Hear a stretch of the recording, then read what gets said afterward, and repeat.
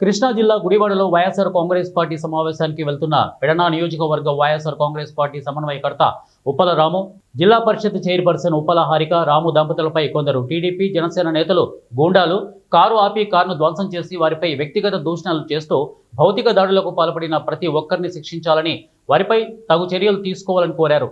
జిల్లా ప్రథమ పౌరురాలికి రక్షణ లేకపోతే సామాన్య మహిళల పరిస్థితి ఏంటని, రెడ్ బుక్ రాజ్యాంగంలో ప్రతి ఒక్కరూ భయభ్రాంతంలో బతికే పరిస్థితులు ఉన్నాయని, ఈ దాడిని తీవ్రంగా ఖండిస్తూ మోపిదేవి మండలంలో వైఎస్ఆర్ కాంగ్రెస్ పార్టీ ఆధ్వర్యంలో బీసీ నాయకులు కొవ్వొత్తులతో నిరసన ర్యాలీ చేపట్టారు.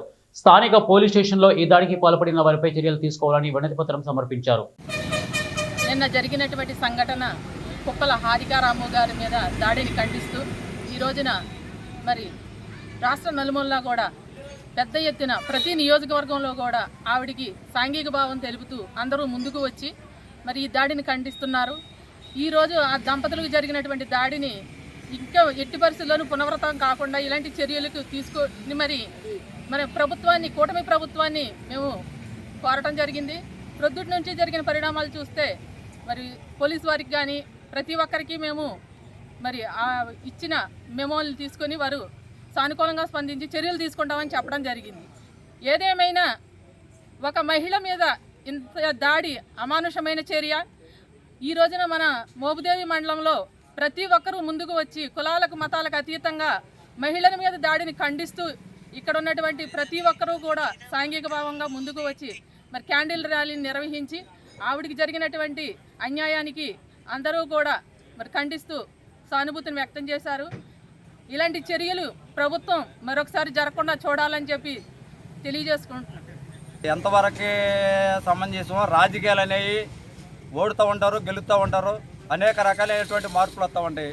కానీ మహిళ మీద, ఒక బీసీ మహిళ మీద ప్రత్యేకించి ఆ విధంగా అన్యాయంగా కారు పగలగొడతాము, అమ్మాయిని నానా ఇబ్బందులు పెడతాం అనేది ఎంతవరకు ప్రతి మనిషికి ఒక భర్త అనేది, భార్య అనేది ఉంటుంది.